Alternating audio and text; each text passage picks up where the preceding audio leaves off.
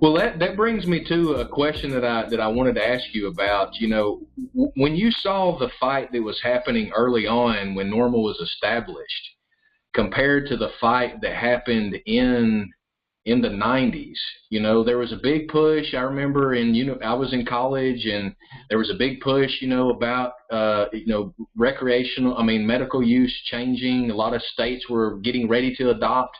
And then it just kind of floated away during the 90s when the economy was good. Bill Clinton was around promising all of this, you know, technology boom. It seemed like the focus just lost attention as far as like that movement that started happening in the early 90s. Well, I think you're right that there was a period starting at about 91 or 92 where the polls show we began to gain a couple of points of support. We were down around 20% support, and we would be 22 and then 24. Mm-hmm. So there was a period there where the only way the issue could be sold to the general public was as the medical marijuana issue. Right. There was no state where a majority of the people would yet support that. But interestingly, as they grew comfortable with medical use, and of course it took a while, as you pointed out, there was a period where a few states tried to legalize marijuana, where they passed laws that said a doctor could prescribe it for certain uses, for I forget, MS and a couple of other things. But doctors can't prescribe a drug that's on Schedule 1. It's illegal. They would lose their license to practice medicine. So nobody was ever helped by that first round of 7 or 8 states. What we learned, and we came back with in the mid-90s, was don't use prescribed, use recommend or something like that. In other words, it's fine to say that you can't qualify to use medical marijuana unless a doctor approves it, but you can't say unless a doctor prescribes it.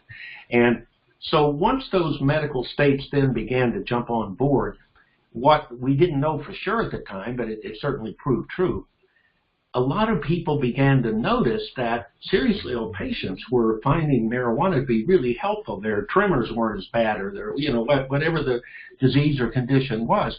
All of a sudden, it was impossible to continue to think of marijuana as an evil substance. You might not be pro-pot, but you could no longer be a crazy reefer maniac because you saw that marijuana was saving people's lives. It was enhancing people's lives. So I think it would have been hard for us to ever get to where we are today, but for that medical period. But I agree with you. There was a period where it didn't take off at first. There was a decade of playing with medical marijuana before it finally took off after California.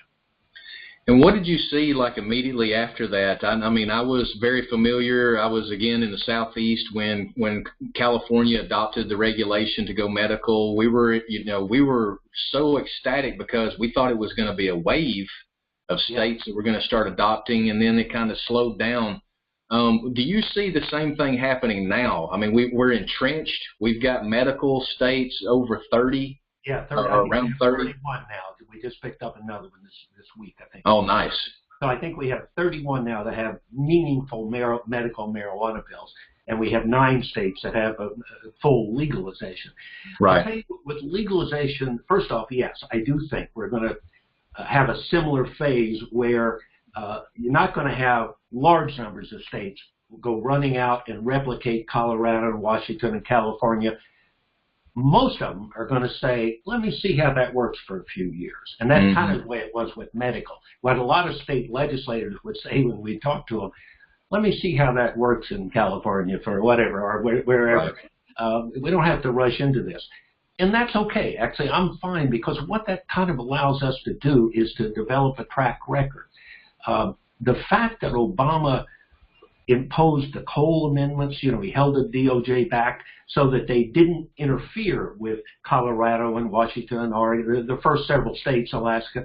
If they wanted to, the DOJ could have almost certainly gone in and gotten an injunction and closed down the licensing of growers and sellers. Now, they could not have forced the state to recriminalize marijuana. The state doesn't have any obligation to replicate federal law, but they almost certainly could have shut down under the Supremacy Clause the licensing of commercial growers and sellers. So you'd be left with kind of a wild Wild West system like we have in D.C. right now. In D.C., I don't know if you know that, but it's perfectly legal to grow up to 6 plants in your apartment. You can possess up to 2 ounces. Well, you can possess, I think, everything you get from those. You can even give away up to an ounce to another adult, but you can't sell it, and and there's no legal market. And the reason our city council wants to establish a legally regulated market, but the Congress won't let them. They put a rider on our appropriations bill. And remember, district is not a state. The Congress has more power over us than they do a state. So for the moment, D.C. is just like Vermont. It's perfectly fine to grow your own marijuana, or if somebody will give you some, and it's perfectly fine to smoke it. But in theory, it's got to show up for magic, Immaculate conception. That's right, immaculate conception. That's unbelievable. Well, it's not a plan that you could justify over the long term, because the major purpose of legalization is to bring the industry above ground so that the marijuana can be tested. As consumer advocates at NORML, we've always represented consumers. We want to make sure that the marijuana is safe. It doesn't have any dangerous molds or pesticides. You're not going to know that unless it's tested in a state laboratory. We want it labeled accurately. We want to know the strength of the. We really want to know the major terpenoids as well, because that's become more and more important, sort of like the wine industry, I think. Yes. So the end result from our standpoint at NORML, you can't get to with a system like D.C. You have to have a regulated market to get there. But it sure is nice that at least we do have a legal market for medical marijuana here. So members of Congress have had several years now, whether they like it or not, a few blocks down the street from where they're sitting in Congress, somebody's buying marijuana, and the sky didn't fall. So I think we'll have a phase where every year or two, I expect we will add a couple more states, but I don't think you'll have like 20 states flopping over all at once. Now, partly, all the early states for medical use were done by voter initiative, not state legislature. It was only after we had won several states and could establish a record that we began to get enough support to pass them in the states legislatively. Well, we're sort of in that same phase with legalization. Excuse me, only half the states offer a voter initiative. Actually, I think it's one less than half. So in half the country, you just don't have any choice. You can't bypass the state legislature. If you want to impact public policy, you got to go through those guys. So that's why it was so important this year that Vermont became the first state to adopt legalization legislatively rather than by voter initiative. That opens up the possibility now. We just had a bill introduced in Rhode Island. New Jersey expects to have full legalization by the end of the year. That's being done legislatively. That's big. Oh, yeah. The action right now, a lot of it is in the New England and Northeast area. Right. Now, we also have full legalization on the ballot this November in Michigan. We have medical use on the ballot in Missouri. And there'll be a few more odds and ends. But again, I think it'll continue to be a slow and steady progress. I think we've passed the turning point. I can't see us ever losing ground again. But I also think it'll be another 5 or 10 years before we get all the states on our side. Well, that was what I was leading to, and I appreciate that, because that was where I was going with that line of question. Is I do not see us going backwards like the 70s, where we had the opportunity and then it kind of faded and a lot of interest was lost. There's a lot of big institutional investment. There's a lot of personal investment. There's a lot of tax revenue that's available right now that states are starting to see the writing on the walls. So now maybe we've got enough data in order to really substantiate, moving it forward more methodically. The two areas, based on some exit polling that was done in California, in the year that they came close but did not adopt legalization. Now, of course, they've since adopted it. But in the exit polls, when we failed a couple of years earlier, what we found is that the area that people were nervous about, where they were afraid that with legalization, you'd have a spike in adolescent marijuana smoking. Right. And you'd have a spike in DUID offenses, people driving while they're impaired. Well, on the driving while impaired, by the way, I have to say, I don't know, did they think that the 30 million less than smoke have been walking all this time? I mean, we've been driving all along. They were acting as if, oh, if we legalize, these people will be driving. Well, of right. course, we're driving now. You know? Right. Now, having said that, we're careful at NORML to tell people, don't drive for 90 minutes or so after you smoke, honestly, and don't drive impaired. Now, some people can drive after smoking, and they're far less impaired than others, but generally, you want to give yourself 90 minutes or so after you smoke before you right. get in the car. But fortunately, what has happened is there hasn't been any spike in DUIDs. No, not at all.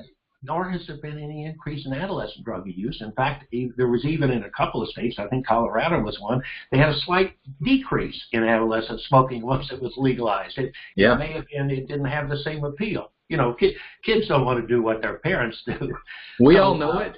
Yeah. Right before we all got 21 years old, we all used to sneak around in Mom or Dad's or Uncle James's cabinet and grab a beer. But once we got 21, it wasn't of interest to us. It's not fun anymore. Yeah. No, it's not fun anymore. I think that the fact that we've been able to gather data. Now, there are some anti-marijuana forces that are always going to find an example of somebody who got in a wreck when they were stoned or whatever.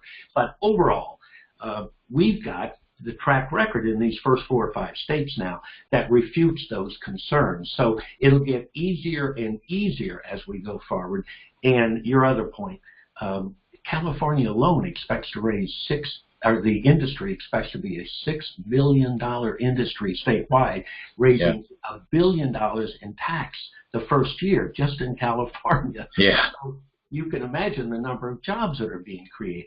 Now, there were jobs anyway, but they were black market jobs. And the government couldn't tax them or raise them or control them. These are real jobs above ground where you have health insurance and all that kind of stuff.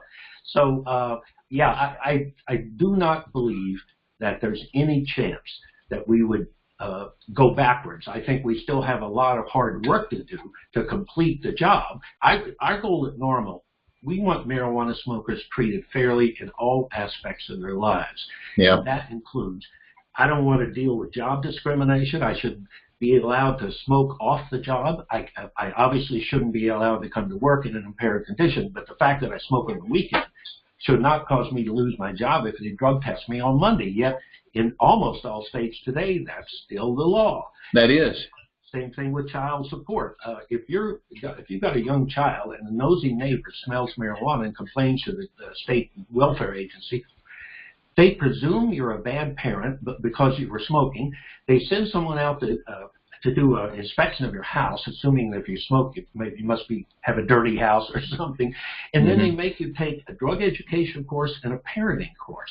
And then if you promise you'll never smoke while the kids are awake, you know, only smoke when they're in bed at night or visiting grandparents, then you end up keeping custody of your kids. That's absurd to force people to jump through those hoops.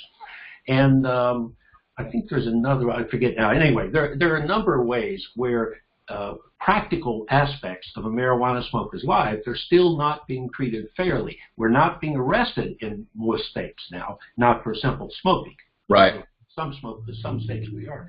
But our lives are still being turned upside down for no good reason. So obviously we've still got a lot of work to do, but I'm not worried that the legalization movement is going to stall.